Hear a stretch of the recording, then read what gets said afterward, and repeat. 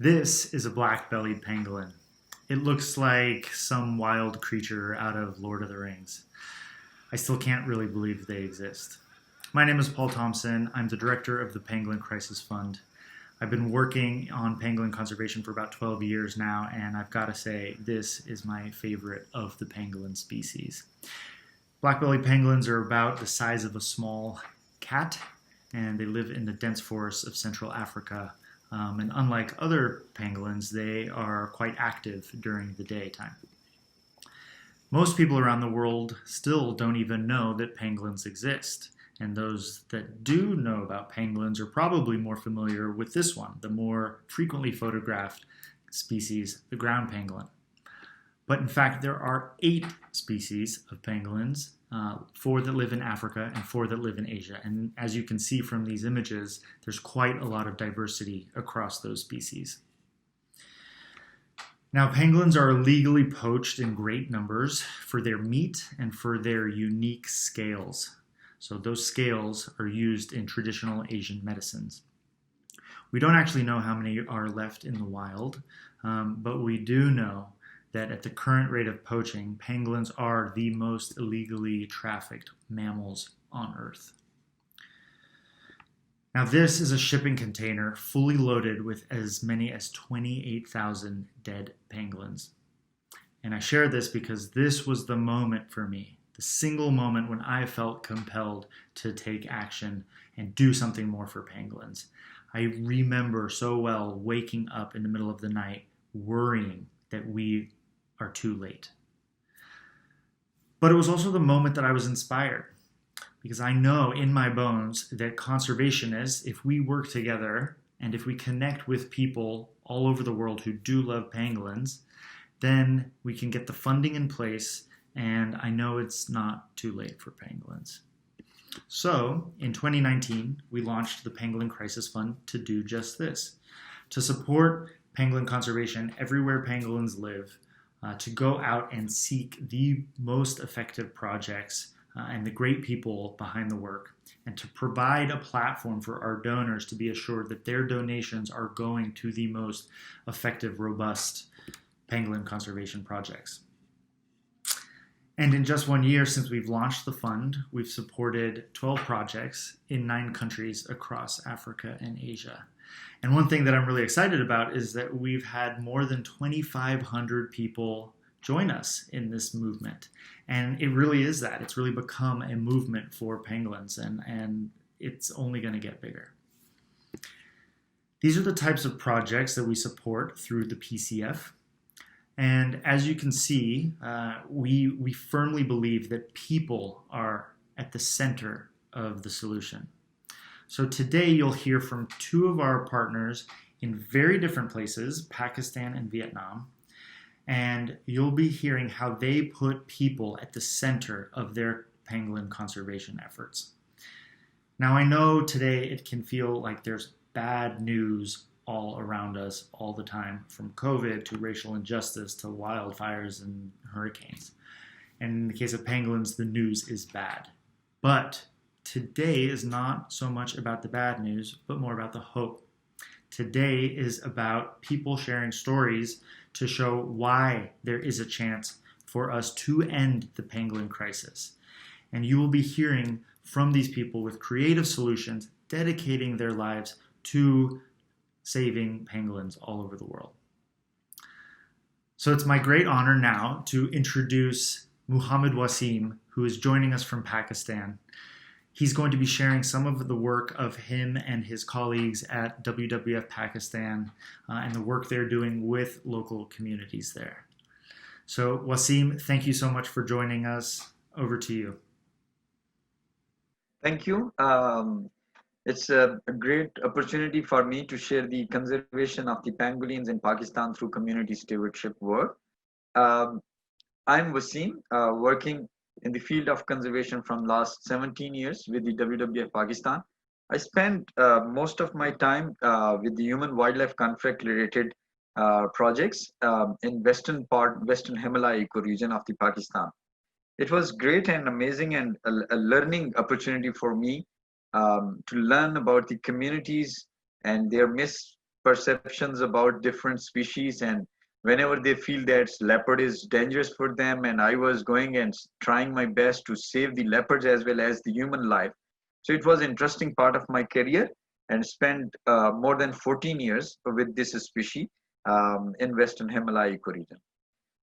This is one of the picture which from which I go through a few years back, when I saw that few of the dead bodies of the pangolin present in a tunnel, and one of my very good colleague, friend, Dr. Tariq Mahmood, he has shared to me that there is going something wrong with the pangolins in the Potohar Plateau. So traders and the community both are engaged in that. Um, I studied the pangolin first time at that time, and this was a small mammal, and it having a powerful claws and sticky long tongue, also having very good strong scales. But unfortunately, all these things are useless for protecting pangolins for themselves from the poachers' attacks. Whenever the poachers are coming and approaching them, they only just can curl or roll themselves. There is no other defensive mechanism. They even can't run quickly from them.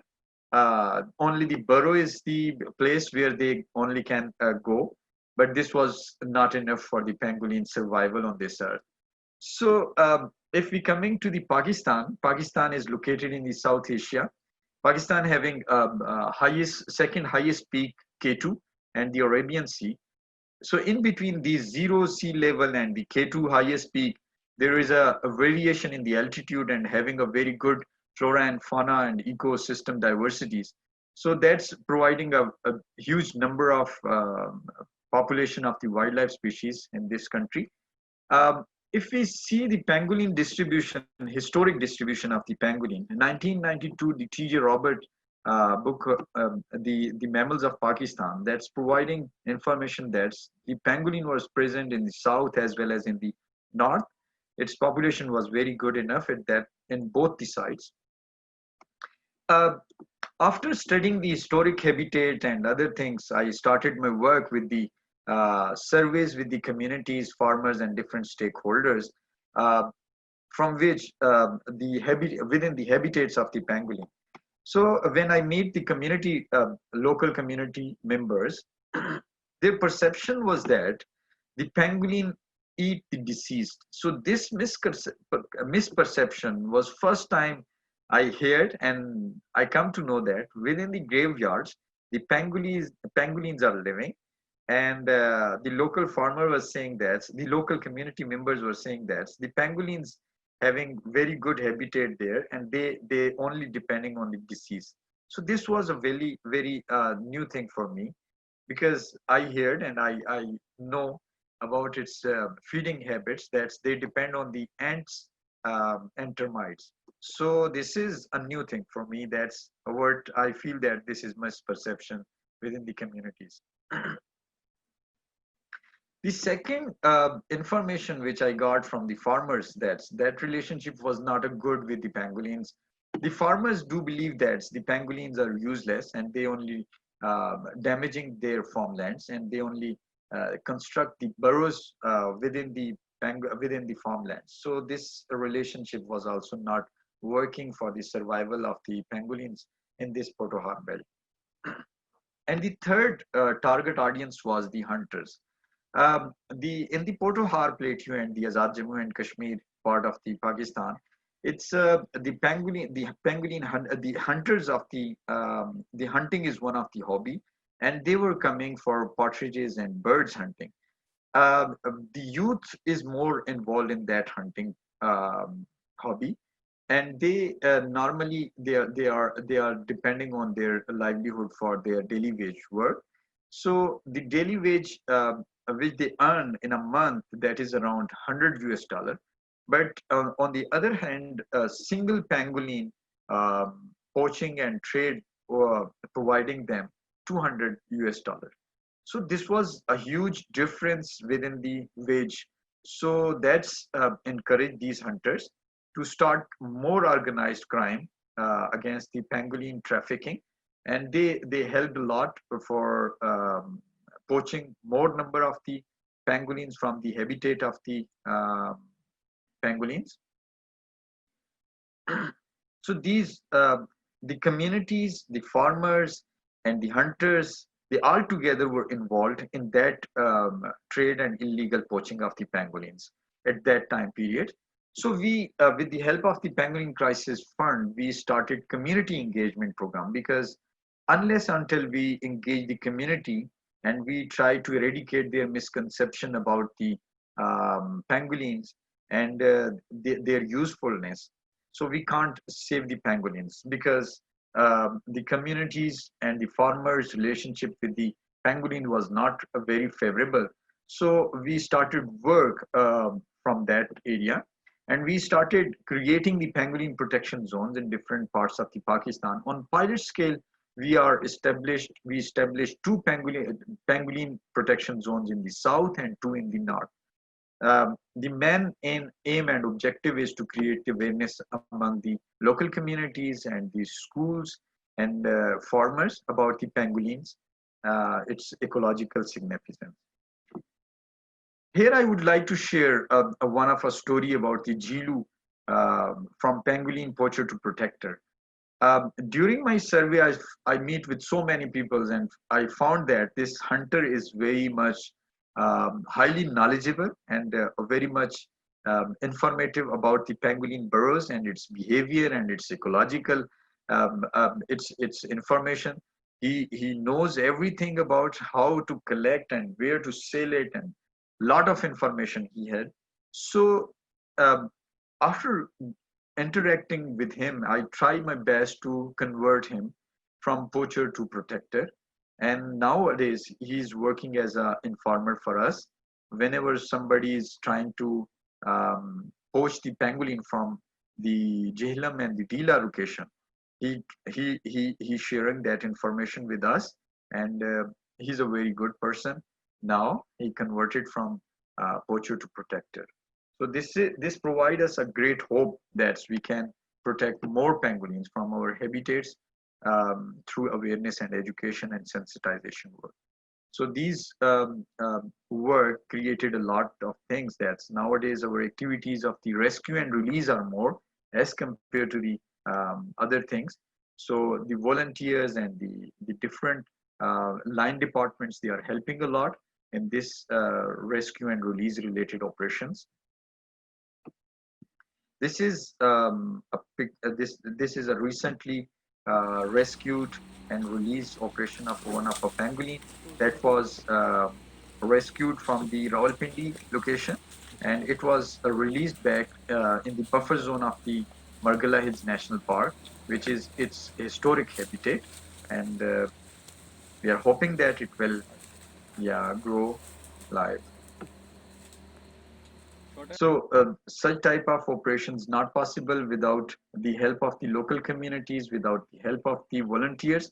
So, but still we need to do more work with other parts of the Pakistan, because in 4 different parts of the Pakistan we are still we still reach, but still we need to reach other parts.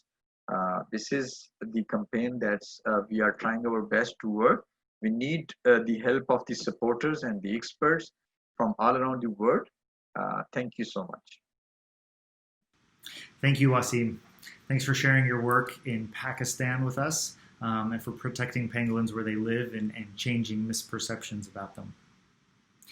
Next, we go to Vietnam, where our partner Hoang is going to be sharing a little bit about her work changing hearts and minds within Vietnam to end the illegal wildlife trade and protect pangolins. Hoang, thank you so much for joining us. In 1994, 1995, I was working for a newspaper, and as a young, energetic news staff, I would follow senior journalists to their field trips in the provinces. And every time we were invited to some local specialty restaurant, I would see these images, like real wildlife in jars of local wine. And as scary as it was, I also saw the cook killing some porcupine or civet or pangolin right in the kitchen, right in front of us. And it was even more terrifying when they said to me, like, hey, why you freak out like that? This is just like a small animal. It's like killing a chicken. What's the difference? Why you have to care? A few years later, I started to work for WWF. And for 7 years working there, I have seen so much effort and money and so much time and work of all the national team and the regional team and international team to try to save the last rhino in Vietnam. Still in 2010, the last Javan rhino was shot dead in Katia National Park. And the rhino went extinct. And I was sure that the tiger and the elephant would be next. So I was determined to do everything I can to save the last endangered species in the country. In 2013, I founded my own NGO called Change, with a mission to raise the awareness and engage the community to protect the environment. Our main approaches were strategic communication and community engagement, because I thought that we could not solve the environmental and wildlife crisis if we cannot mobilize thousands or even millions of Vietnamese people to do the same thing. So among many programs that we did, we also had the huge wildlife program where we trying to save the rhino and the elephant. And in 2016, we launched this campaign to save the pangolin. And this launching event we had was so well attended by people from the ministries, the government, so many journalists, scientists, conservationists, young people, and of course we had celebrities come in and join us. We had like Miss Universe, some famous comedian to like really attend it and really speak up like, hey, together we can really save this beautiful animal. So Vietnam is home to two pangolin species, the Sanda pangolin and the Chinese pangolin. Both of them are critically endangered. And we have seen the increased consumption together with economic boom. So over the last 3 decades, we have lost about 80 to 90% of the population. And because eating wildlife also linked so much with like showing off how rich, how wealthy someone is. And so the richer people got, or more powerful they got, they ate more pangolin. And the pangolins were poached in our forests and trafficked in from the neighboring countries like Laos and Cambodia. And sometimes, like most of the time, it's trafficked in all the way from Africa by sea. So our campaign, from the beginning, it was like receiving a lot of support from everyone, but still it was so difficult because we were dealing with this culture where people believe that eating wildlife means you can conquer nature and you can really conquer wildlife, and that shows the power. And also you deal with the strong belief that traditional Chinese medicine has been there for thousands of years. Of course it works. And we were dealing with super tough audiences who are the consumers, who are basically wealthy and powerful people. So we had to be super creative to change hearts and minds of the people. When they believed in like the pangolin scales would cure lactation issue, we mobilized 200 moms to share their nursing stories on their social media. So they would go on Facebook and say, hey, I've been feeding my little baby with my own milk without the help of any pangolin scales. And look, my baby is still like super strong and healthy and beautiful. We organized many workshops with the TCM doctors and practitioners, trying to persuade them not to prescribe pangolin scales. And when people believe that eating wildlife would bring them good luck, we would use all these religious and superstitious belief angles. So for example, with this campaign, we put the life-size pangolins and rhino and elephants in the busiest Buddhist temples in the city. So when people came and like pray for their fortune or next salary raise, they would see these bleeding wildlife, and the Buddhist leaders would come out and explain, hey, eating these animals is super bad for your karma. And it worked. So one of my ambassador friend who told me about her friend who come to another friend's house and see this jar of pangolin wine, like a very expensive one. And he told the guy, like, hey, this is so bad. Eating these would bring you such bad karma. And also you could be jailed for 15 years.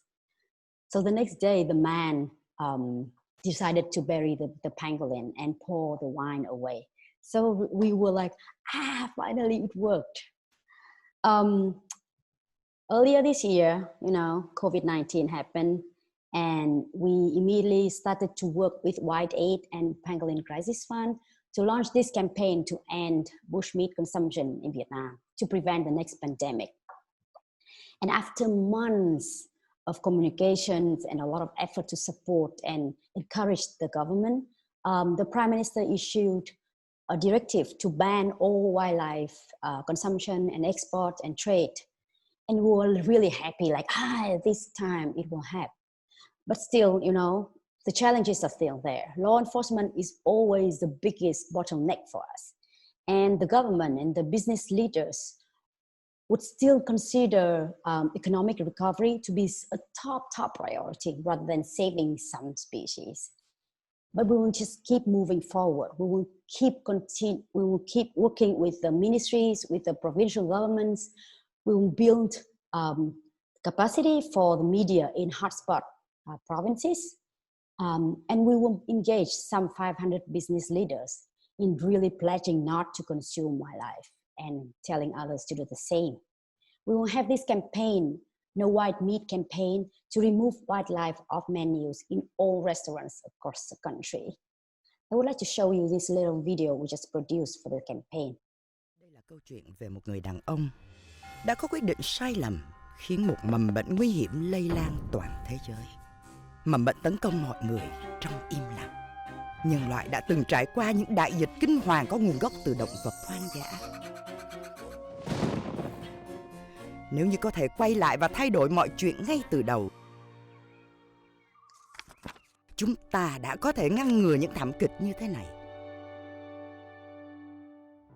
Ngưng thịt rừng, ngừng hậu họa. So years ago, I had this dream to save the last endangered animal in the country, and I could not do it alone. I had support from WCN and Pangolin Crisis Fund, but still it's not enough. I would need all of you to join us. Together, we can save these beautiful species for the next generation. Thank you. Thank you so much, Hoang, and thanks again, Waseem. That was fantastic. So unfortunately, that's all the time we have today, but if you're interested, please stick around. We are going to have a question and answer session so we can talk more about pangolins. And thanks so much for tuning in today. I hope you leave here feeling a little bit more inspired and hopeful for our pangolin friends. And remember, by supporting the Pangolin Crisis Fund, you are supporting the fantastic work of groups all over the world, like Hoang and Waseem. So thank you so much for that. And please stay safe, take care. Bye-bye.